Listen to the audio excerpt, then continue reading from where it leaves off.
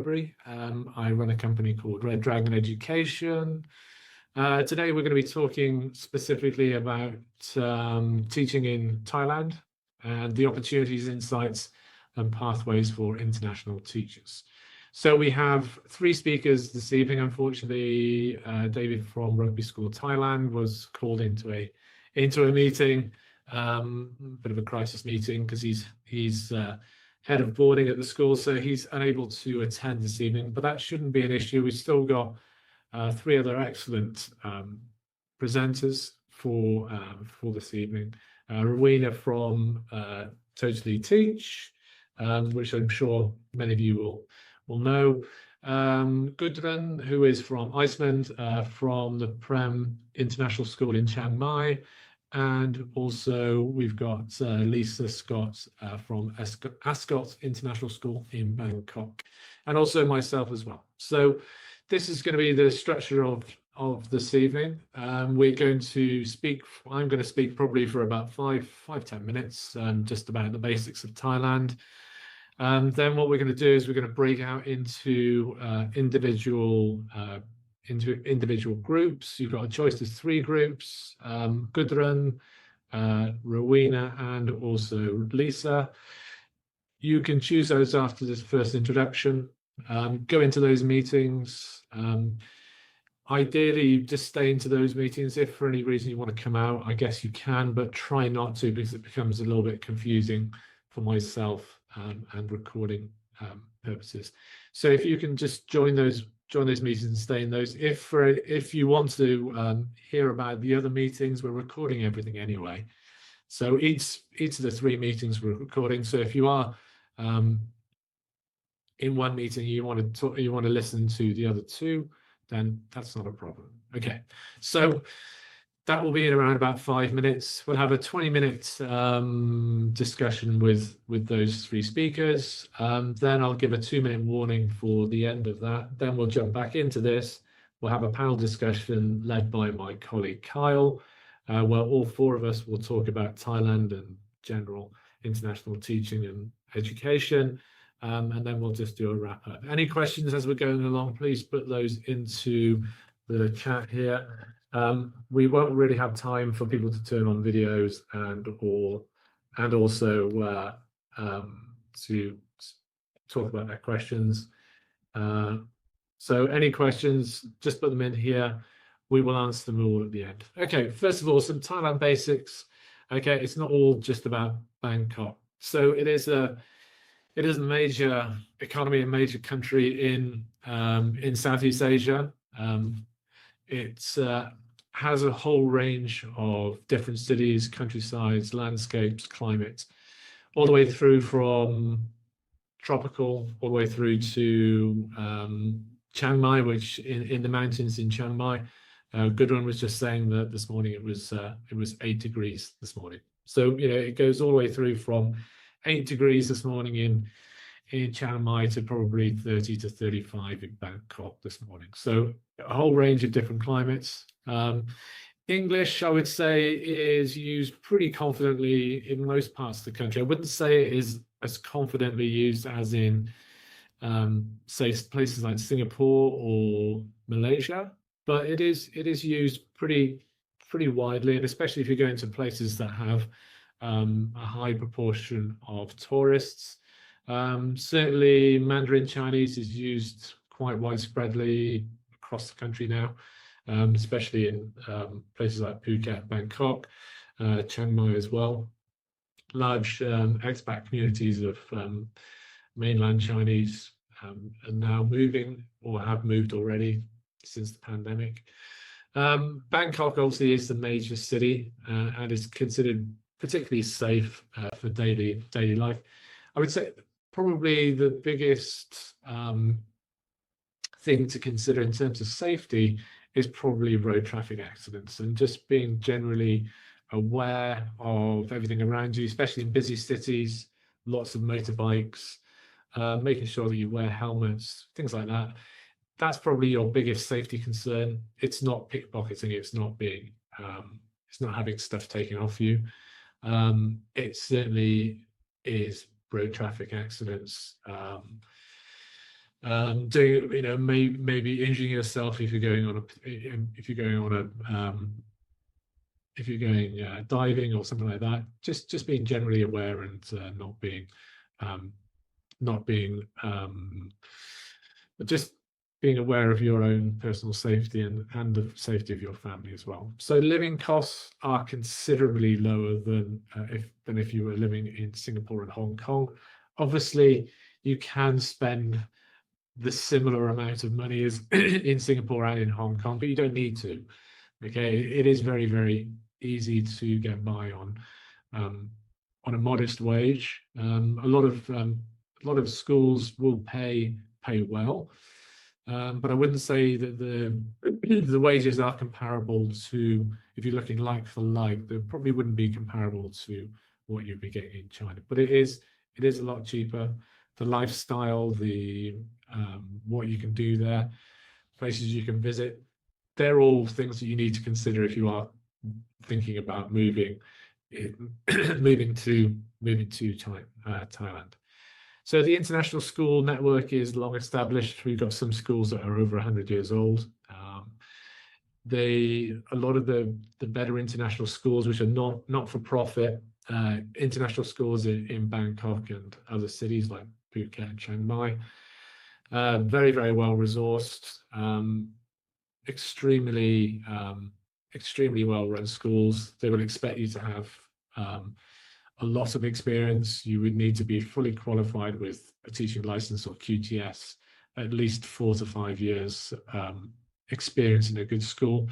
And if you are currently working in China, I know a lot of people will be working in China, you really do need to lean into this when you're making your application. You've got to consider that the number one international student in any one of these schools will be mainland Chinese. So the fact that you are aware of how to work with mainland Chinese, you need to really lean into this and to make a big point of this when you're making your application. Housing is reasonable and private healthcare is dependable. So again, housing very similar to large cities, lots and lots of condos, not an awful lot of house living. So you won't get many villas. Maybe if you're in other cities like Chiang Mai or potentially Phuket, if you're on the edges of those cities, you might be able to get a landed property. But for the most part, most people live in well-resourced, well-organized condos, and each one of these condos would normally have a swimming pool, a gym, probably a set of restaurants nearby or actually within the building. They might have a meeting room, breakout rooms, stuff like that. So, if you are looking to live in a condo, don't think that it's just going to be, sort of a lifeless sort of building block. And they are very, very well organized. And if you spend a little bit more, you don't have to spend a huge amount more. If you spend an extra couple of $100 US a month, you can live in pretty much one of the best places in Thailand to live in. Families enjoy a warm climate and active expat community. So very different to much of Asia, especially in China. It's very much an outdoor society. You do everything outdoors, even when it's hot. Obviously, you would probably try to avoid the hottest days of the hottest times of the day at midday and things like that.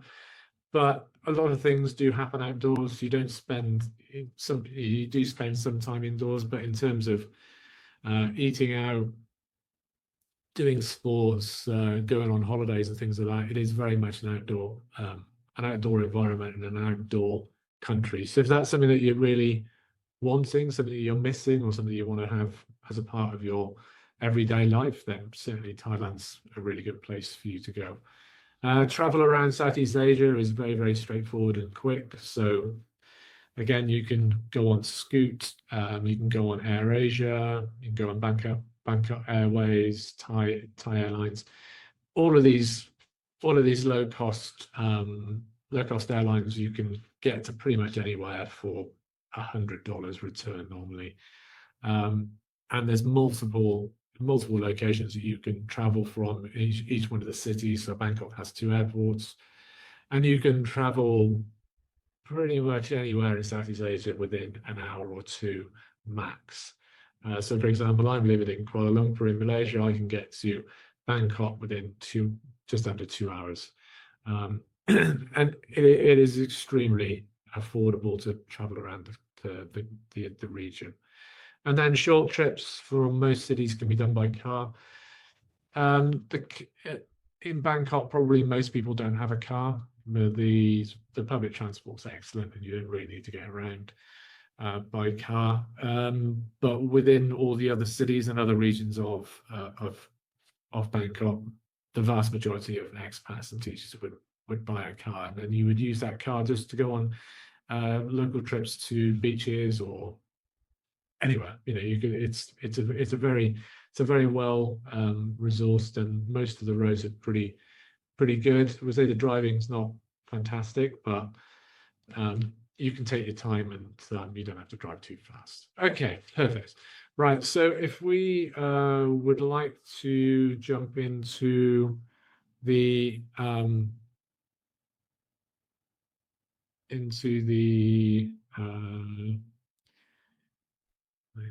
where are we? Sorry.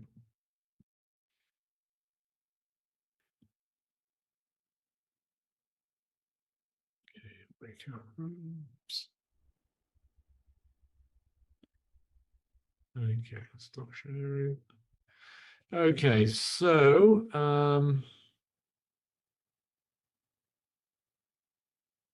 would people now like to join the individual rooms? So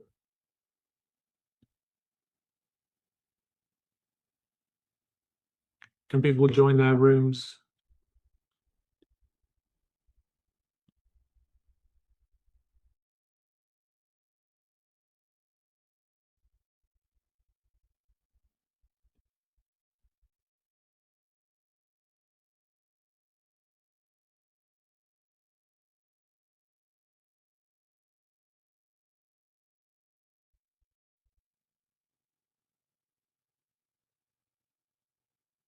Yeah, so just join the rooms if you can see them. Can everyone see the rooms?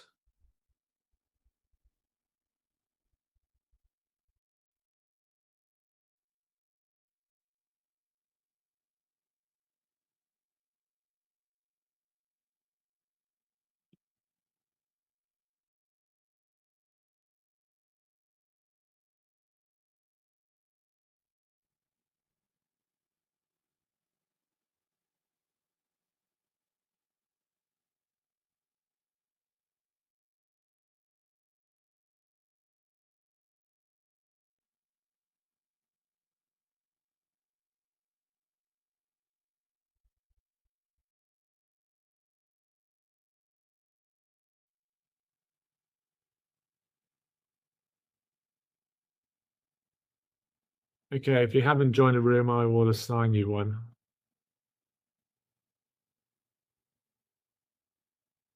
Aidan, can you jump in a room? Anna, can you jump in a room? Raha, Poltan, Jay.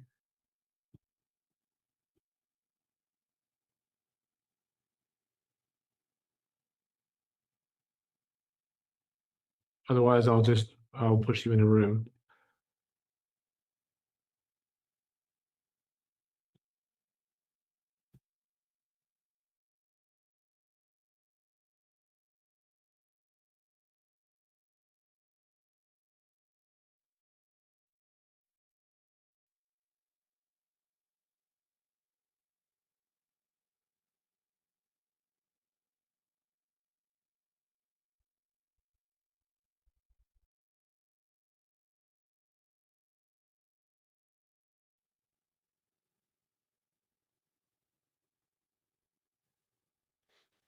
Hi, Lisa. Hi. Are you a co-host? I'm just seeing whether you were. I don't think you are, right? Or are you? Am I what? Are you a co-host? Can you share have you got any slides or anything or not? No, I don't have any slides. No, that's fine. If you haven't got any slides, it's not a problem. Okay, cool. I'll turn my video off. Cool. I think we're good. Okay, so there's 4 people, but there's no cameras. So are they there? Yeah, they're all there. I just turned all the do you want the cameras on? Yeah, if that's okay. It's weird looking at blank screens. Yeah, that's fine.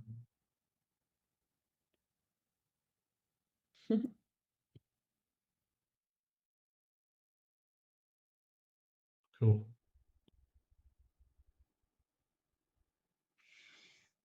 And are they able to ask questions if they want to? Yeah, by all means, yeah, no problems. Okay, great. Thank you. No problem. Thank you. Good evening, everyone. It's nice to have you in this room today. My name is Lisa Thorpe. I am the head of primary at Ascot International School in Bangkok, in Thailand. And I'm the incoming principal for next academic year as well.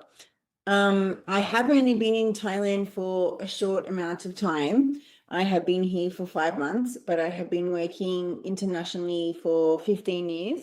And so I know a lot about working overseas and what it is that you need to help yourself get ready for working in other countries and specifically in Thailand. So I'm here today to address any questions and talk about what it is to work in Thailand and what schools are looking for at the recruitment stage.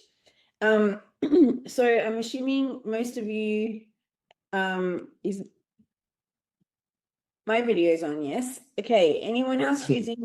Yeah, I'm just saying people can turn on their video, yeah. Okay. Yeah. I've got Erna, Adam T, Edward, and Photo. Please, if you don't mind, turn on the video. It's much nicer, feels more personal. Otherwise, it looks like I'm just talking to a screen. And you can also unmute yourself and ask questions or pop questions in the chat if you have any questions as well. So feel free to do that too. So what I'm here today to talk about is working in Thailand and what schools are looking for when they are looking for staff members. It's coming up to the recruitment season now. Many schools are starting to recruit because generally this is what this is the time when current staff in schools in Bangkok and in Thailand need to give their notice of if they're staying or not. So it is a bit earlier than some other countries. But that's totally fine. And it's good because that means we get the cream of the crop as well. So when looking at what does a school look for in relation to moving to Bangkok, it is a very vibrant city. It is a city that has so much to offer. But it still is a Southeast Asian city, and there is not necessarily the what word am I looking for? It might not necessarily be the same as your home culture. And so we need to make sure that people understand that there are cultural differences that occur when you come into this country that you do need to be aware of, and that you're ready for that. Expat teaching obviously is something that's very different to working in your home country, and being really open-minded and willing to take on the country and the culture is so important. For example, many schools will have food available for you or free meals as a part of your package. And a lot of that would be Asian food. So you do need to be open to trying new things and being able to explore food and just being open to the culture. When we're looking at CVs, it's really important to see that somebody has left their home country before, if it's not to work overseas internationally, but it is even at least to travel. That shows that you have an open mind, that you're willing to explore, you're willing to make connections with other cultures. And immersing yourself in those cultures is key. You will come into an international school here and you will find yourself with international students, but you'll also find yourself with a lot of Thai students. And Thai, Chinese, Korean would be a lot of the nationalities that you would see here. And understanding that there are cultural differences in how you interact with them. There's cultural differences into the expectations that they have on their children and the expectations that they have on you as a school. So being aware of that and not bringing your own personal bias to the new country or into Bangkok is really, really important. International experience on your CV is always a first, something that I personally look for when I'm looking at hiring new staff. Yes, of course, I would hire somebody who hasn't been international before, because everyone needs to start somewhere and everyone needs to have a chance. However, international experience on your CV is something that is a huge draw card for me. Also, somebody who has stayed a while in an individual school. So if you have worked for 1 year in one school and 1 year in another, 1 year in a different country, that would be a red flag for me. And that would be something that I would be concerned about and possibly wouldn't even proceed through to interview stage for a candidate that has a CV like that. Because you are looking for somebody who is interested in stability. When I see somebody who's moved around a lot, that makes me concerned that they are either unable to fit in with the culture of the host country, or they're unable to fit in with the school, and so then that would be a red flag. When coming to Bangkok, if you're, for example, in the city in Bangkok, and it's very easy to have a very nice nightlife, and it is important to also remember that you also have a job. So whilst we're looking for people who are outgoing and like to explore and like to try new things, we are looking for people who are also having a balance between the two, because there is pretty much anything and everything you can think of in Bangkok. There is a very big nightlife scene, but utilizing that on the weekend is key. And so that is something we would look for as well. Somebody who understands the difference between, excuse me, the difference between just living in a country and living and working in a country, and being able to support both. An understanding of different cultures, like I've also shared, is also something that is invaluable. In most international schools in Bangkok, you're going to get students from 20, 30 to 50 nationalities from all around the world. And having an understanding that means that you have a high EAL school is key. Now, some people would define EAL as students who need extra assistance from like the EAL department or the learning support department. However, there is two ways to look at EAL. EAL is, yes, the ones who are coming to you with little to no English and require specific intervention.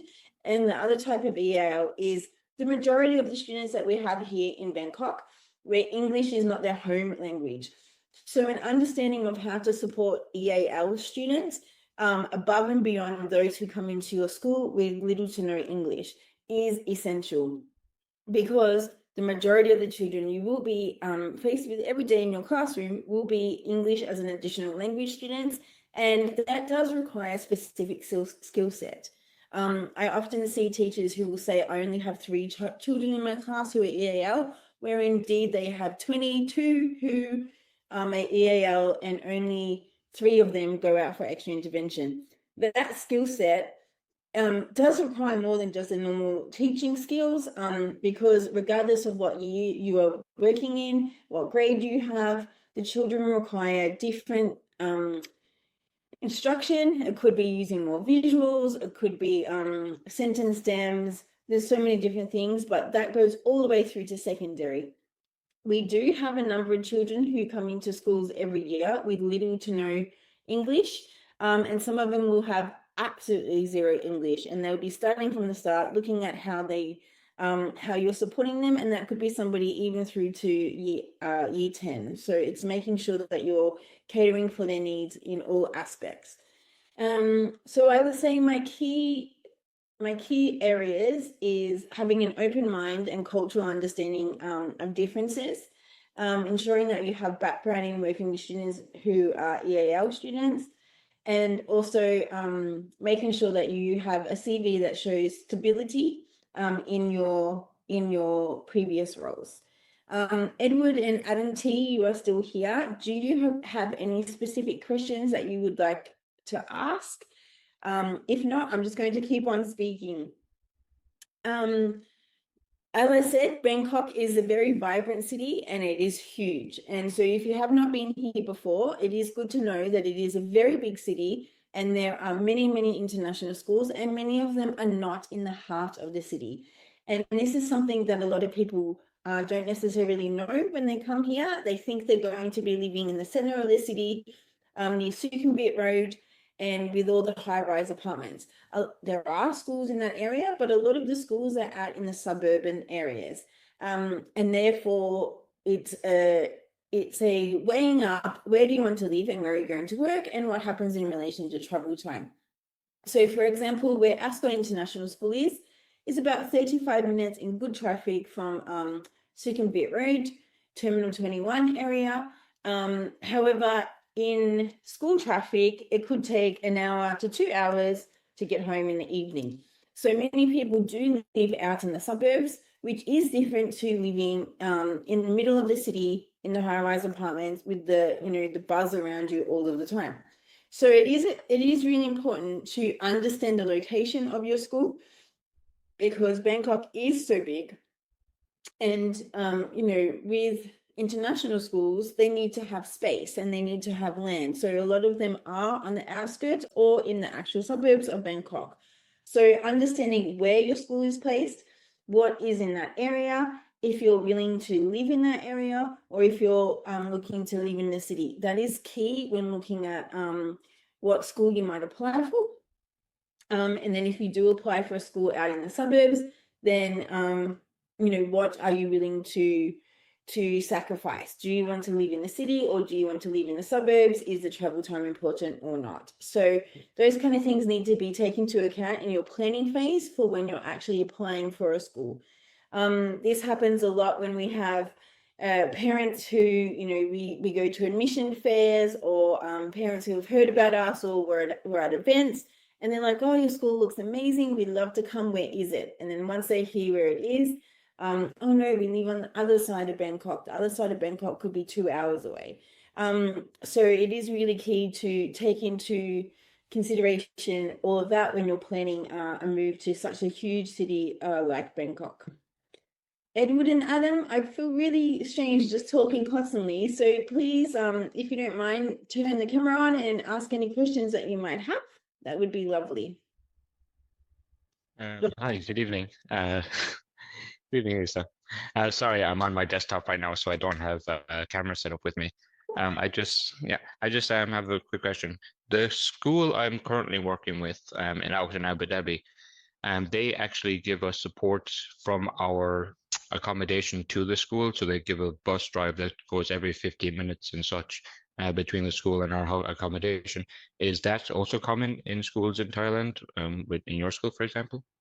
No. And I know a lot of schools in Thailand, even though I've been here a short time, I've already developed quite a network, and I know a lot of people in other schools across Bangkok. No, it's not common, because Bangkok itself is such a big city and people have the choice to live where they want. So we do have staff members living in various areas. It's not as common as it is in like Abu Dhabi or Dubai, where they have housing complexes where most of the staff would live. So doing the transport drop off and pick up is quite easy for cities like that, where they put people into one apartment complex. So here you get a housing allowance. So all of the schools will give you a housing allowance that usually in nearly every single case covers the housing that you choose to have. But it is your choice where you want to live. And so no, it's not accommodation. It's not pick up to and from your accommodation, because it's not the same setup as in the UAE, where you have the apartment block for your school or for that company. Yes, okay, that's perfect. Thank you. Yeah, I would just like to add as well, I've been to Bangkok many, many times, and actually the public transport and actually getting around Bangkok is very, very efficient, even though actually probably getting in a car is probably the least efficient way of getting around the city. And you find that out pretty quickly after your first sort of hour spent in the rain, not moving at all. So yeah, the public transport is very, very good. And you can get pretty much anywhere in the city, right? Within. And in Pretty much in the city, anywhere on the public transport, on the BTS, etc. If you are in a school that is in the suburbs, and like I said, there are many schools that are in the suburbs, people who choose to live city-based would have a bike because that is a lot quicker to get through traffic on a bike than in a car. But if they don't have a bike, they do generally get drivers and they don't drive themselves. But then the people who live in the suburbs will have cars because then they're not tackling the same thing. Does Thailand consider the issue of non-native and native English speakers like China? So it depends on the school, but generally, no, it is a lot more open-minded here in relation to a very culturally diverse staff. I've found across generally most of the schools that I've interacted with here in Bangkok so far. It's not about being a native speaker, but you do need to be proficient and almost like fluent speaker. For example, in my school, we have, I would say, more of our staff are non-native speakers than they are.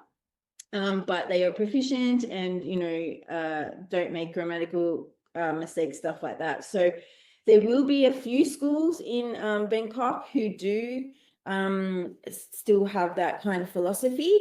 They would be the T1 schools, the very top schools of Bangkok who charge a lot, but that is not very many. It is a very culturally diverse city.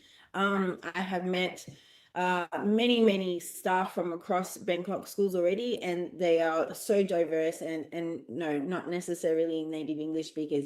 It is quite different to China in the sense where it's more open-minded to different cultures as well. So I do know that there are some countries where, for example, specific African countries or East Asian countries are not preferred. Passport holders are not preferred. I have worked somewhere before where African Americans were not preferred. That's not the case here. It is very diverse, and everybody is welcome, and you see that in the student population as well. So you see it in the student population and in the staff cohorts in the schools as well. So no, it's not the same. Yeah, because in China specifically, it's a prescribed list that you can't really get out of, because if you're not on that prescribed list, you can't get the visa. So Yeah. I know a lot of people will think that it's it's from the school side, but it's not. It's actually from the government side, and it's you can't. Well, some schools try and get around it, but I wouldn't work for those schools, to be honest. They're trying to get around those kind of rules. So yeah, no, and I know that in the UAE and across like Qatar and Saudi as well, they have specific rules of what degree you need to have from certain countries. So that also eliminates many people, but it's not the same here. You need to have a appropriate degree. As long as you have an appropriate degree from your home country, you can apply for the teacher's license. So it doesn't need to be from any specific country like in the Middle East. So yeah. okay, I'm sorry. Any other questions? Can you hear me? Yes, hi, Adam. Yeah. So just going right back to what you just said. Could you be more specific what you mean by degree? I mean, I have a physics degree from my university in my home country, and I didn't get a teaching degree to teach out here in Abu Dhabi. They just gave me the position with that respective degree in teaching that specific subject. It wouldn't be the same in places like Thailand, or do you need a specific teaching degree to teach on top of a degree in your subject area? So you will be fine because of the physics degree, although I don't know how you passed in Abu Dhabi because I know the teacher licensing is quite strict. So that was a good one for you to do that. But yeah, a degree in your field. If you were in primary, however, you do need to have a Bachelor of Education, which is different to secondary, because secondary is the subject specific. So I know that we have people in the school right now who have a degree in music or philosophy, mathematics, and they're teaching. But it needs to be the degree of your subject area and then experience in that field as well. It couldn't just be you have a degree, walked off the street, you've never worked in a school before. So you need to have that experience as well. But if you're in primary, you do need to have an education degree because it is different in primary. Yeah. Okay, okay, thank you. And QTS? So No. QTS is preferred. Yes. It's something that is preferred, but there are people who get their teacher's license without it, because not everybody comes from the UK. So No. I'm just saying because Malaysia doesn't recognise QTS still. They used to, and then they stopped. And now we're lobbying. We're lobbying the government. I don't know. It's Malaysia. It's sometimes things don't go according to plan. But anyway, yeah. So QTS is a good way around that. Anyway, I think we're gonna call. Anyone else got any other questions? I think we're gonna call it because we call it in about a minute. Is that okay? sure. Okay, we'll go back into the main room. Okay, cool. Thank you. Hope that was useful. Yeah, if anyone's got any other questions, we can do a quick minute. No, that's fine. We can go back now. Thank you. Cool.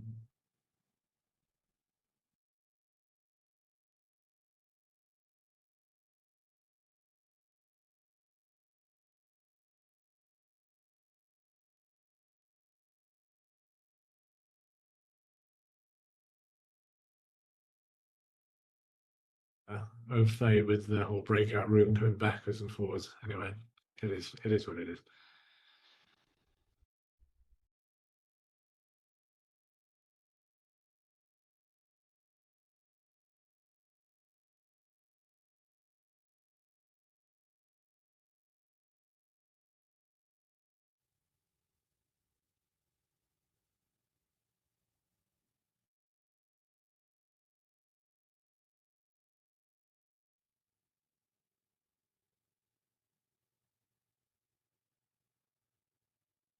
Okay, so is everyone back in the main room now? Yeah, I think so.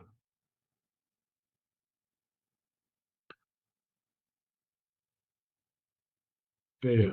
So is everybody back in the main room now?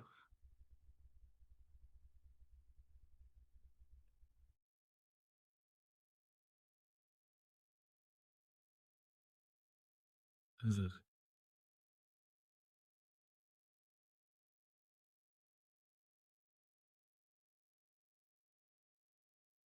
Why am I?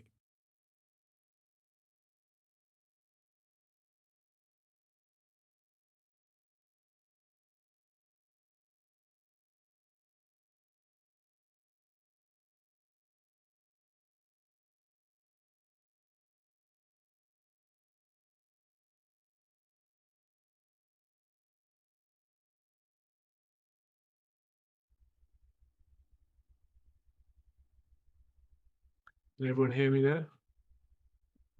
Yeah. All right. So is everyone back? Everyone out of their rooms now? I think so, right? Can you unmute? Cool. Hi, Rowena. Right. Hi, John. Sorry. Hi. Yeah, cool. That took longer than anticipated. Okay.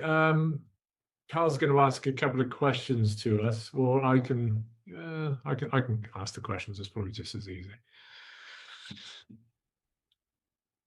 I don't know. Is everyone okay with another sort of 5-10 minutes? Is that okay?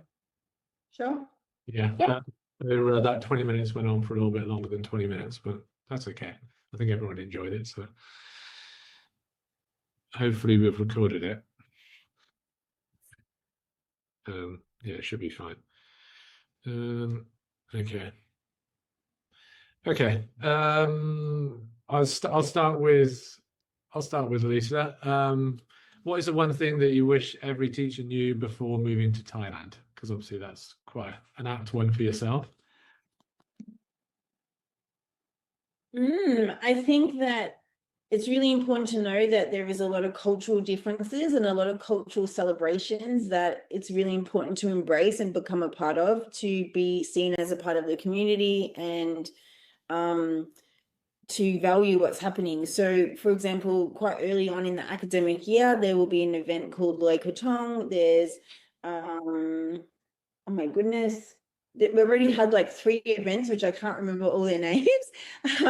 But there is quite a few events that happen in Thailand quite early in the academic year. And it's really important to learn about them, embrace them, go and buy the appropriate clothing, because it means so much to the community. And when the community sees you coming dressed in the Thai clothing on those days and embracing their culture, it really speaks a lot to you trying to embrace where you are, to fit into the community, and to respect the host country. And I think it's just one thing to really show that show you're part of the school community by doing it, and it means a lot to the parents and a lot to the students as well. Nice. Good then. Same question. About moving to Thailand. Yeah, anything that you would say is like the number one thing to consider before moving? I think I know that everybody says Thailand is a land of smiles, when we know that. But I think you need to be smiling with your mouth and you need to be smiling with your heart. I think that needs to be, is very important. Patience, not because things happen slowly, but because it gets you much further than impatience, stomping your feet, tapping your watch will ever get you. So just breathe, smile with your soul, and everything will be fine. You've just described my last 2 years in Malaysia, so. But then I lived in Shanghai for 19 years, so like it was always going to be very, very different. So you are quite right. You need to be you need to be very patient in Southeast Asia. But you end up being very more laid back and relaxed and healthier. For sure. Yeah. Yeah. Anything you'd like to add, Rowena? Not necessarily specifically for Thailand, but just in general, if you're moving abroad. Yeah, I think from like a recruiter's perspective, it's really knowing why you want to move to where you want to move, because packages are different. I think a big thing, especially if we use going from China to Thailand, is you can't be expecting to earn the same money and have the same sort of lifestyle and things like that.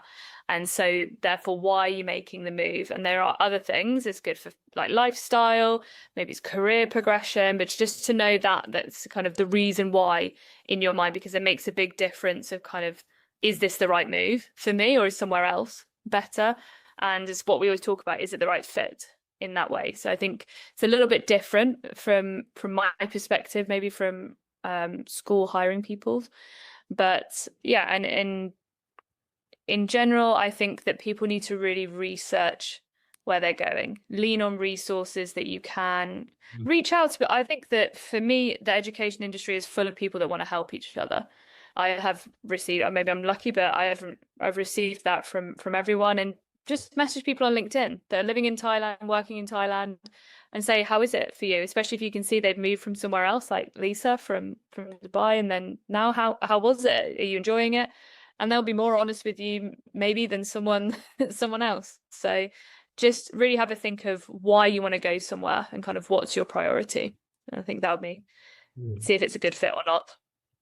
Yeah, definitely. And a good fit both ways, both from the school's perspective and also from the teacher's perspective as well. Good. What stands out most about working with Thai students on a day-to-day basis? Gudrun. Gosh. Sorry. I think it's because I came from Latin America, and there's a vast difference in sort of dispositions and stuff. But I think it's what I really appreciate is the kindness, because I think there's a big difference between being polite and being kind. And I feel like while the two often go together, I find that my students are unfailingly kind and looking after each other. They're kind to their teacher. They're kind in their words, and there's obviously kindness. These I teach middle school mostly, and so kindness takes different shapes and forms. when you're 11, 12, and 13. But I do notice that it really stands out that they are, they look out for each other. And I really appreciate that. That makes me very happy to come to school every day. Lisa, what's your first impressions compared with the Middle East? I have to say that I agree with Gudrun, that these have to be some of the most respectful and kind students I have ever come across ever. I don't see any pretentiousness about them that I've seen in some other places. It's a very genuine, respectful culture. There is a lot of respect for teachers and people in education, and you'll see this with how they use their hands. So their hands, when they say swadika, it all depends on their level of respect. And so when they're speaking to teachers, they would do the respect hands quite high because they have a high level of respect. But I just think, again, the general kindness is overwhelming. I absolutely adore the children that I work with at all levels, all the way through across the school. Just, every time someone passes you, they will always greet you. They're always there to support their colleagues, their friends, their peers. I've just seen some of the most heartwarming things in the last 5 months, and I haven't necessarily seen that in schools internationally before. So yeah, it is something different, and it is something quite special. And for the expat kids that are in the school, they're picking up on that, and then they're becoming that as well, which is what I really love, that it becomes part of the culture. One thing I want to add about the question before, something to prepare yourself for when coming to Thailand: it is humid and it rains a lot. Sounds like Wales. Maybe not so humid in Wales though. No, it's true. It's true. It's just damp. Yeah, cold. That's inside the house as well. So yeah. Okay. So what makes a teacher stand out during in a recruitment process? Rowena, what would you like to add on that? I think CV wise, it's very clear who you are as an educator. From the moment I say it, that for an initial scan, my team are trained to be able to scan in 30 seconds kind of what level this teacher's at on our tier system. And so if your CV can't clearly tell someone that in 30 seconds, it's also not going to catch the eye of the hiring person in a school if it's a direct application either. So tell me who you are. Not everyone gets a chance to interview. So your pre-interview is based on your CV. So tell me what you teach, who you've taught, how long you've done it for. Show stability is a massive one now across the globe. Principals don't want to see teachers that have moved every year, even, unless there's really good explanation for it and strong references to back it up. And I think the biggest thing is, do you align? Everything is about fit. And that is why the hiring process is actually really subjective, because it depends who's hiring you.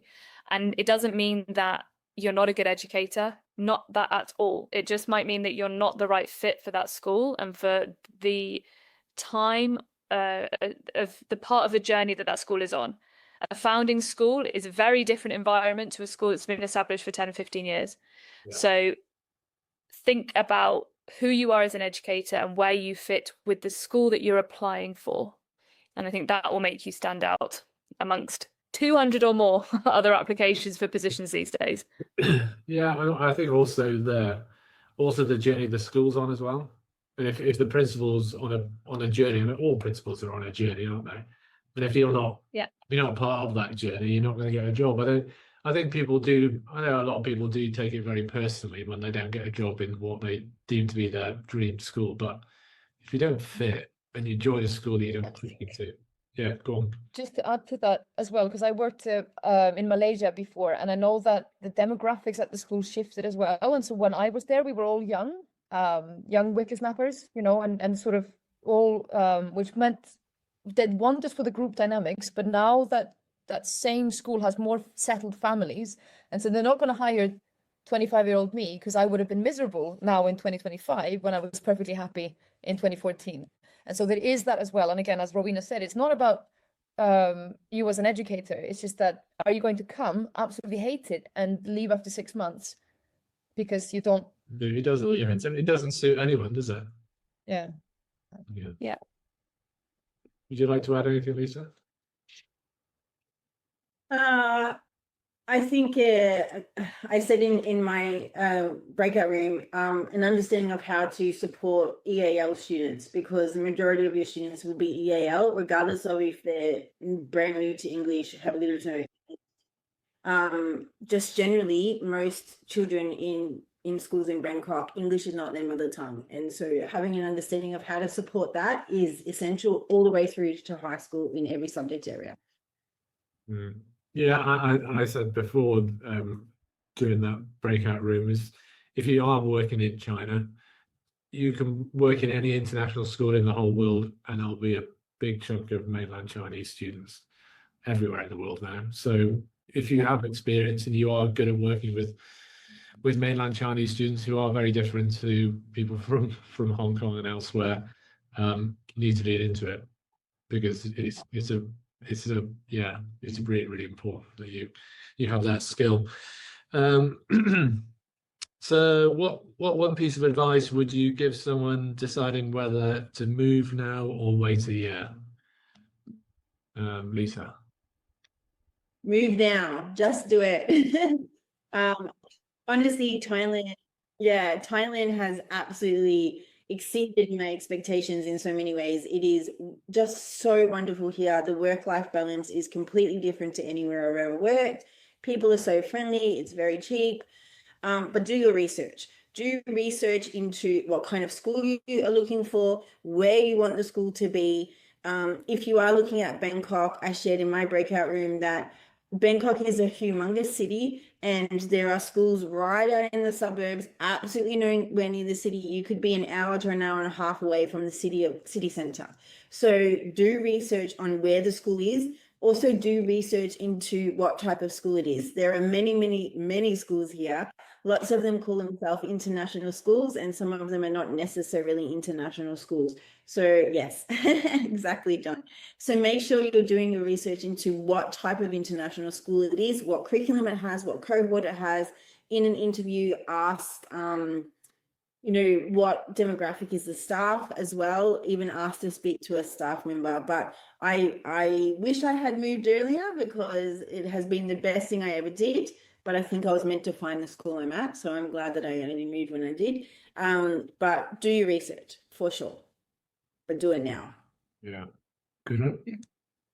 I think just to kind of hop onto that, Rowena said, I think I want to say sort of wherever you go, there you are. And so think about your motives for leaving as well. Why are you leaving now? Because as I mentioned kind of in my breakout room, you still have to do the dishes in Thailand. It's a paradise, I know they didn't tell you this. They don't tell you this mainly for you. But it is. Thailand is absolutely fantastic, but the grass isn't always greener. I think people need to have sort of, again, good reasons for moving on, and not be running away from something that maybe they need to be reflecting on with themselves as well. Because I know that a lot of people are mobile and they say that, oh, it's impossible at this school or something, that they need to be thinking about what are they bringing with them, and what are they hoping to find. Marina? I think what I would say is really specific from China to Thailand is I would say move now if you're in kindergarten, just because of what's happening in the market at the moment. Or even early primary, right? Exactly. Then yeah, I echo Lisa, just do it now. If it's the right move for you, and if it's the right lifestyle you want, and XYZ, all those other reasons, then yeah. If you're in middle and high school in China, and like I say, if it's not broke, don't fix it, then you've got a few more years. And you can start researching, where you want to go. Is Thailand the right place, or is another country? But as I mentioned in my breakout room, things are booming in Thailand. There's a lot of foreign investment, especially in Bangkok. There's a lot of schools opening. So it's an exciting place to be. And if you hit it before it's, kind of at its peak, that's where the opportunities are. So yeah, just see if it's the right decision for you. Yeah. And also, I think a lot of people also think that you can't go back as well, which I never really understood as a teacher. I know why, I suppose it's like just generally, but if you've left China, you can always go back. China's not going anywhere. I know there's, I know things do change and people move on and stuff like that.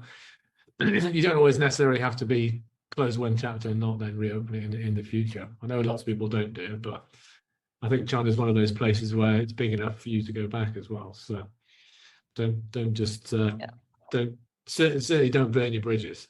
Definitely never burn your bridges in international schools, and leave for the right reasons on good terms, because it's a very small pond.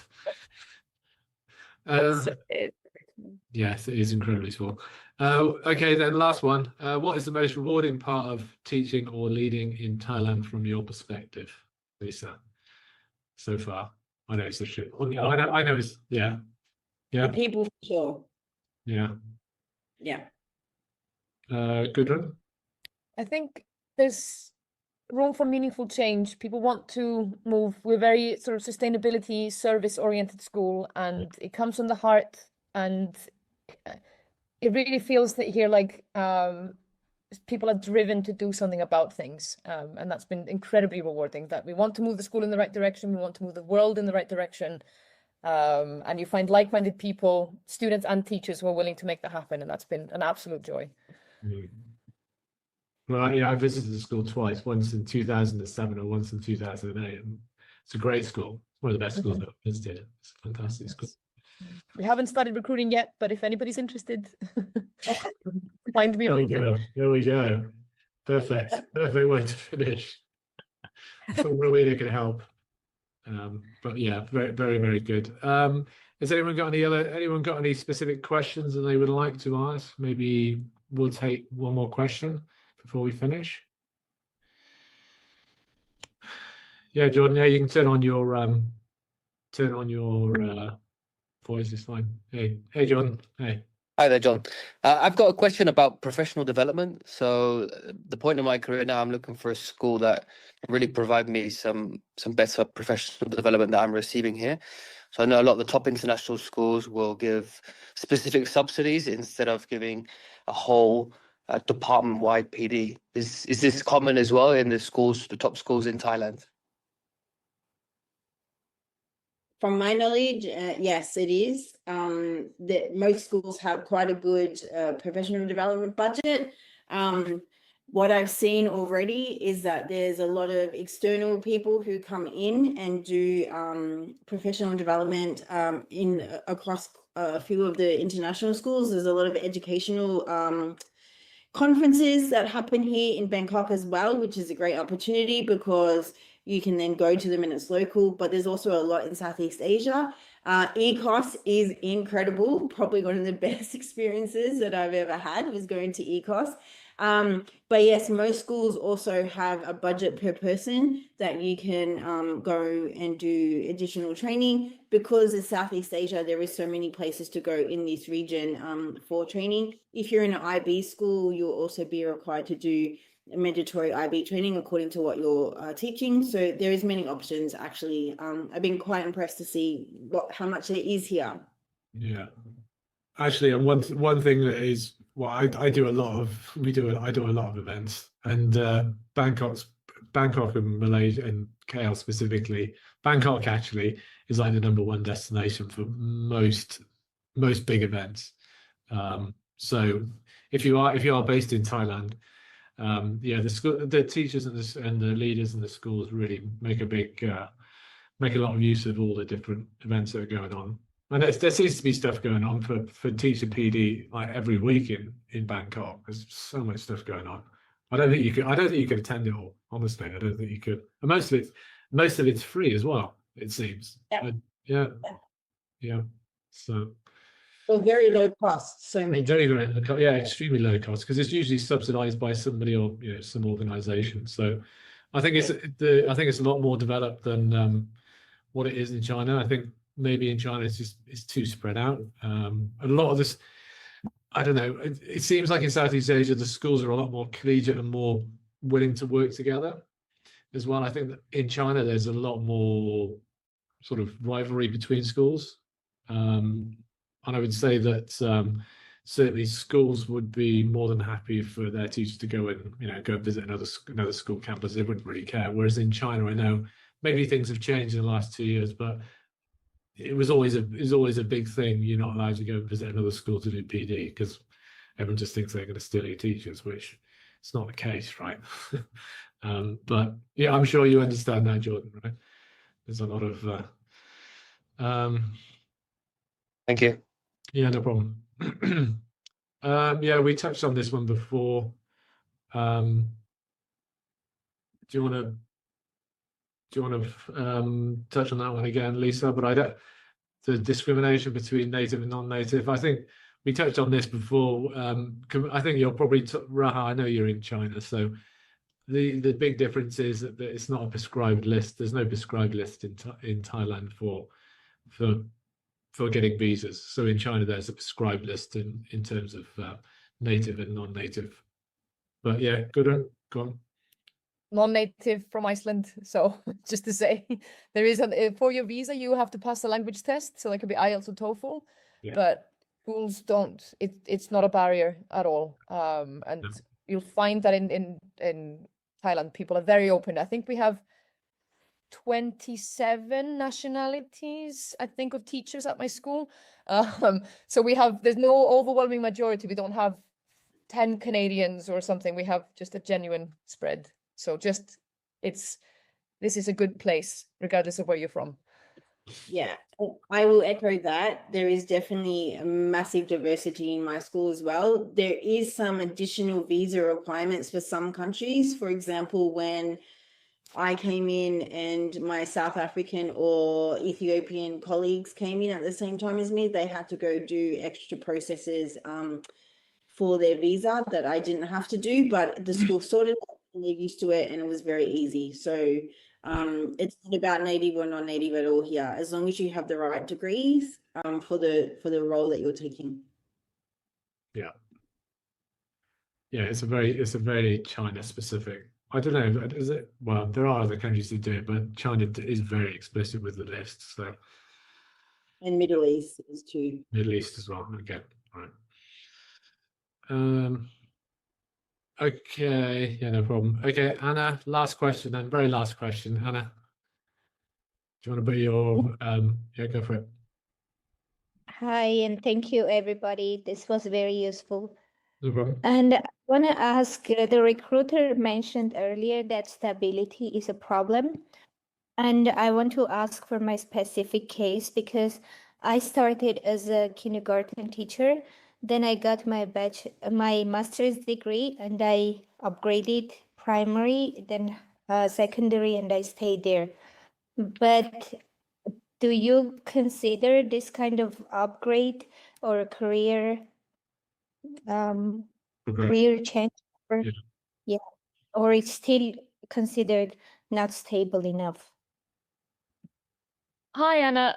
How long were you at each school when you were teaching kindergarten and then primary you moved up? So I was about 1 year in a kindergarten. Then I stayed in a primary school 1 year, and I changed from primary to secondary for about 3.5 years. It's been. Perfect. And so your secondary experience is your latest experience that you've been at the same school for 3.5 years?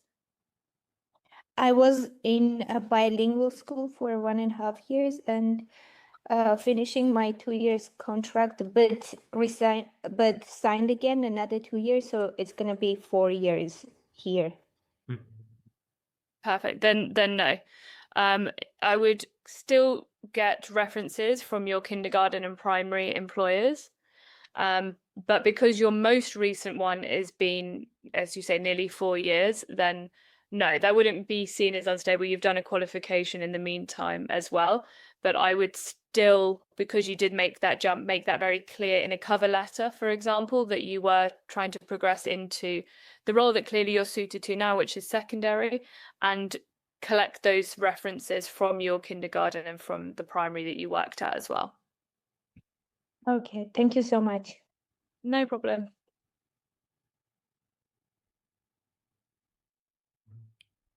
Okay, I think we're gonna wrap it up. If anyone has any other additional questions that they want to ask to people, just pass them on to me. Most people have got my WeChat. Yeah, we will have recordings of this, no problems at all. Just if you want a recording of this, just please send me an email. Or if you want to, you can add me on WeChat. Okay, yeah, and we're all on LinkedIn as well. So yeah, by all means, hit us up on LinkedIn. You can find me, and then I can connect you with either Lisa or Rowena. No problems at all. Okay, thank you very much, everybody, for tuning in this evening. It was really, really enlightening and very informative. Thank you, Gudrun, Lisa, and Rowena for spending time and giving their excellent advice. And if you would like to speak to us or listen in next week, we're going to be talking about Vietnam. I've got a group of schools that are interested in that. So please, if you're also interested in Vietnam, or you know somebody that is interested in Vietnam, please get in touch. So that'll be the last one before Christmas. Okay. Thank you very much, and take care and have a nice evening. Bye-bye. Bye. Bye. Bye, everyone. Bye-bye. Thank you.